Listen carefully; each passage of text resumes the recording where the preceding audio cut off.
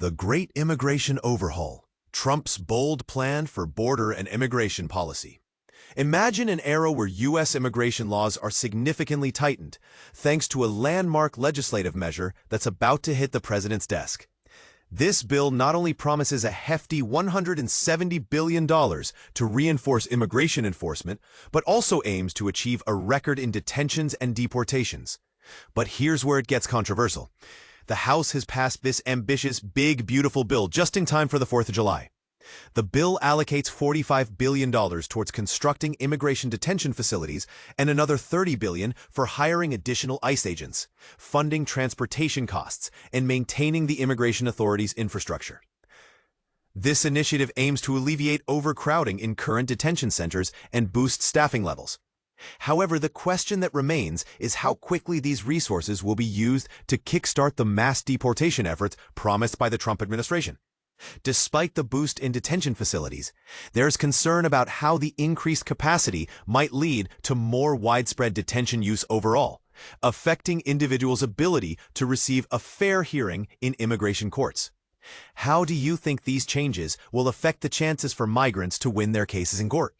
Moving on to border security. The bill designates $46.5 billion for completing the much-discussed border wall and boosts funding for customs and border protection by $5 billion. Some critics point out that border crossings have decreased to historic lows, which raises questions about the need for additional resources. Yet Andrew Arthur of the Center for Immigration Studies argues that investing in infrastructure now could prevent future surges. Do you think it's better to be proactive with border security? There's also a push to raise or introduce new fees for immigration services to offset application and adjudication costs. For instance, while the minimum fee for asylum applications was reduced from $1,000 to $100, many argue that these changes simply shift the financial burden onto asylum seekers. Could these higher fees create barriers for those seeking asylum? Lastly, the bill's changes to health coverage and social safety nets for immigrants have also sparked debate. Proponents believe this helps manage the country's resources better, while opponents worry about its impact on vulnerable immigrant communities' access to essential services.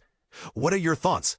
Is it fair to limit these benefits, or should immigrants be given more support? In this monumental shift in immigration policy, many aspects are intertwined, emphasizing security, regulation, and procedural fairness. Let's hear your opinions. Do you think the new legislation strikes the right balance, or is there a better way to address these complex challenges?